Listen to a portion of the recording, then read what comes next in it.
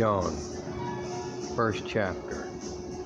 And this is the record of John. Now, it also speaks about the record that God has given of His Son. If they don't believe that record, then they're none of His. It's important to know about that record. Well, you've got these women that are dressed like some kind of vigilante Hindu. Got their head all covered, real tight, shows the eye, only the eyes around here like this, right around here. And they're debating about Jesus. All they want to do is try to discredit everything about the Word. One woman is real tricky. They look like they're young. They're very pretty, you see, but you can't see anything other than their eyes. And they told this one person, they said, "Do you believe in human sacrifice?" And he said, "No." She said, "Well, then how can you believe in Jesus? For He was sacrificed for you." She says, "So," and he goes, "Well, He was sacrificed." She said, "Well, then you believe in human sacrifice." You see how tricky the statement is? Even though Jesus was sacrificed, it's not as though we were looking for Him to be killed as a sacrifice. See, that's not what it was saying.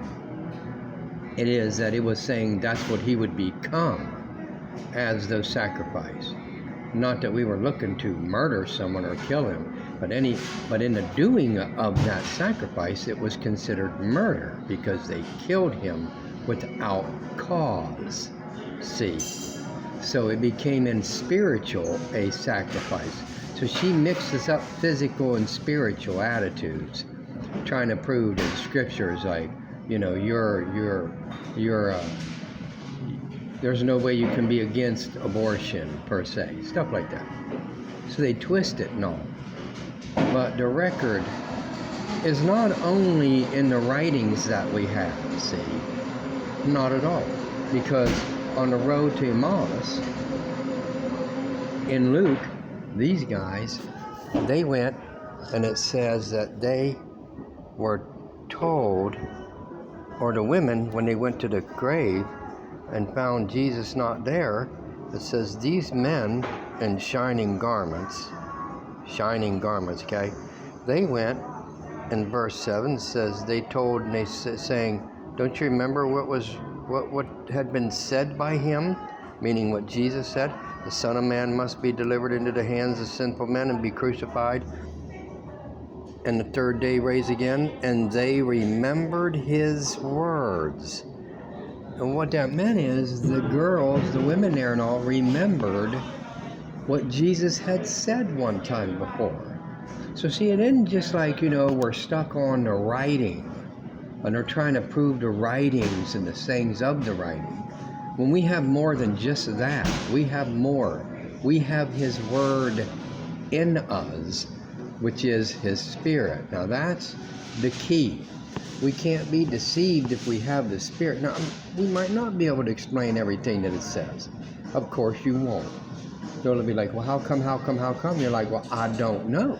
But just because I don't know doesn't mean it isn't right, okay? Or that it's wrong. So keep that in mind.